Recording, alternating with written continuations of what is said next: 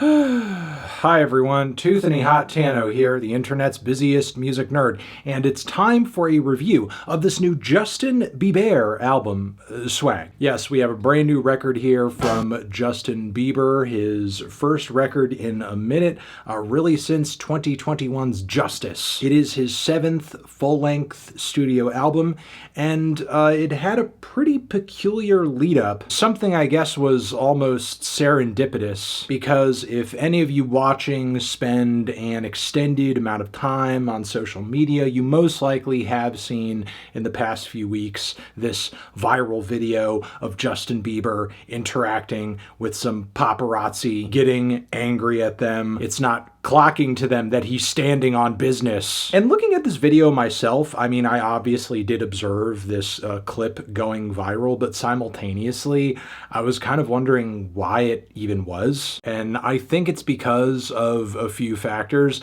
One, I think we just live in a culture right now where we are hyper obsessed with the idea of just celebrities crashing out and us being able to be privy to like their worst and most embarrassing moments, which is peculiar to me because simultaneously we are also in an era where social media gives us almost endless access to that shit. You would think at this point something as minor as Justin Bieber telling paparazzi that he's standing on business wouldn't even like really register. This is not even in the top 50 of worst things I've ever seen celebrities do on camera. But I don't know, maybe being older, I'm just desensitized to this sort of thing. I vividly remember as a kid seeing things like the OJ trial, as well as, you know, Britney going crazy and shaving her head. So I just find it really weird that people would just gawk and laugh at Justin, frankly, being understandably frustrated in this clip. Because, I don't know, if you had a bunch of strangers chasing you around all day, taking photos and videos of you doing just literally nothing, or, you know, living your everyday life, you most likely would get frustrated too. Now, I'm not here to glaze Justin Bieber or, you know, paint him as like the biggest victim in the world or anything like that, but still, I do think it is kind of disturbing and concerning the way that people just like obsess over him and talk about him in a way that doesn't really take into account his humanity. And while sure, he's a full-grown adult at this point and surely an imperfect person who has also had some legitimately embarrassing things come out about him on social media, or, you know, moments where he's behaving not that great, I'm sure many of his biggest gawkers would be caught doing and saying even worse things were their camera crews following them around everywhere. Now, this is not the sort of thing I would normally obsess over in the preamble of a review, but Justin has made it a little difficult to ignore because he's made this whole clocking to you situation kind of ingrained into the new album cycle here, not only with titles and audio clips that blatantly reference it, but also a lot of social media posts and promo that do the same. And it's sort of weird that the album rollout has sort of like happened in this way, because it wasn't that long ago that this clip came to the light of day, and for Justin to release an entire album almost in response to that moment, that's an insanely quick turnaround. And what's also kind of strange is that in the credits and the features of this album, we have the likes of Lil B, we have Daniel Caesar, we have Carter Lang, who has done great work with SZA.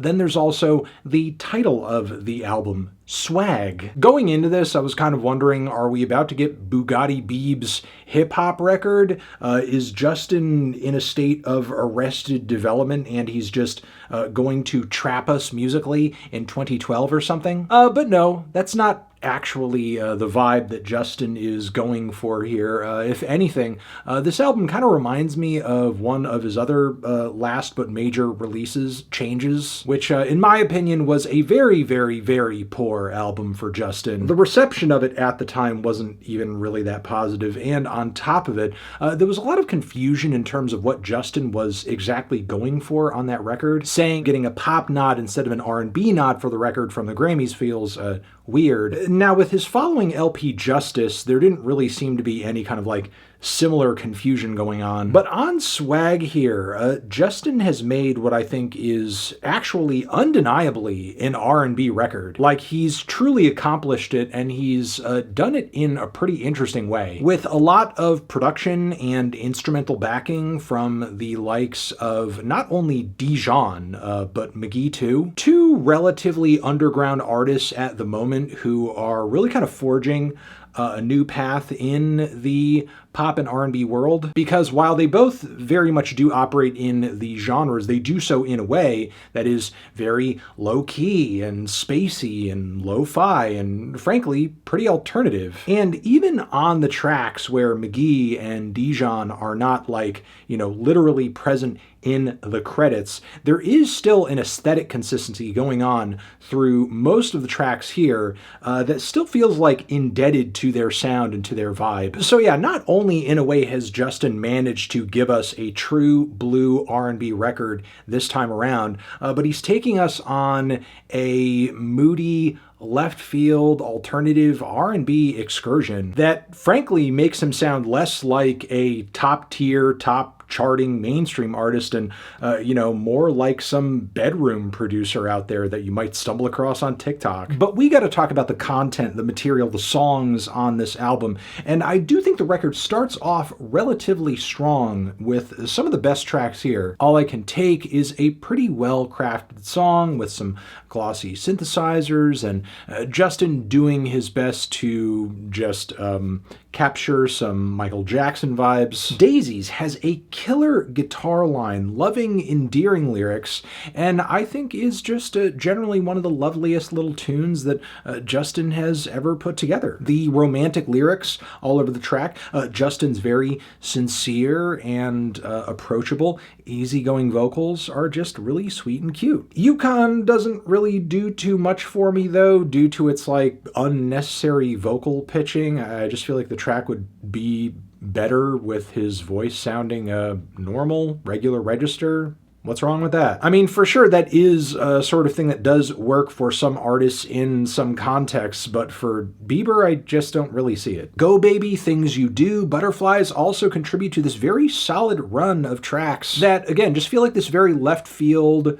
kind of hollow, spacey brand of R&B with very intimate vocals that just allow you to take in Justin's full talents as a singer. And I'm even impressed with Way It Is featuring Gunna, not just because this track does feature one of the better choruses on the entire record, but Gunna's appearance on the song is actually pretty good. His vocal lines are catchy, they are melodic. Lyrically, he feels as locked in as Bieber is in the topic of the track. That's just the way it is. Like, I do legitimately think this is one of the most enjoyable songs Justin has put out in years. But unfortunately, this very quality sound and solid direction that Justin has landed upon here, he just can't seem to stick the landing and give us some serious follow-through, because it's around the midpoint of the album that he starts putting out weaker songs, tons of interludes and skits that frankly suck and derail the album massively. Not only because they're goofy as fuck, but frankly, they're gross and unflattering. Like the soulful skit featuring Drewski, which, yes, I know this is intended to be a joke. It's Drewski. Obviously, there is an element of comedy going on here, but it's like one of those post-ironic instances of humor where, like, yeah, it's trying to make you laugh, but then also seriously consider the point that's, like, being made here. And that's that Justin has transcended race on this record because of the way he's gotten in touch with R&B here, and according to Drewski, his soul is black. Drewski just adds insult to injury here by offering Justin a black and mild, because yeah, now that he's black in his soul, of course he would want to smoke black and milds. From here we do get more songs in the track list, but they're not nearly as catchy or as well developed as what kind of arrived in the first leg of the record. First Place's vocal riffing and blown out drums are just an absolutely horrendous combination. Walking Away is pretty good, but then once again the momentum of of the album is thrown off by the Glory voice memo. Devotion is a pretty cool cut featuring Dijon that brings that kind of low-key R&B style that he has going for him, but maybe with a bit of a country twist. Dijon's verse is really solid, but then following this we have Dad's Love with Lil B, feature an appearance that frankly I was looking forward to, given that it is the based god, but the track mostly feels like this really weird experimental dance interlude that Lil B is more or less kind of guiding us through like a narrator or a motivational speaker. Then there's the therapy session skit with Drewski where he's like, you know, trying to seriously comment on Justin Bieber's social media behavior and trying to make it seem like, yeah, man, this guy's not weird in any way whatsoever or a flawed human being. He is just misunderstood. The song Sweet Spot featuring Sexy Red, I feel like starts off pretty strong, but then Sexy Red, unfortunately,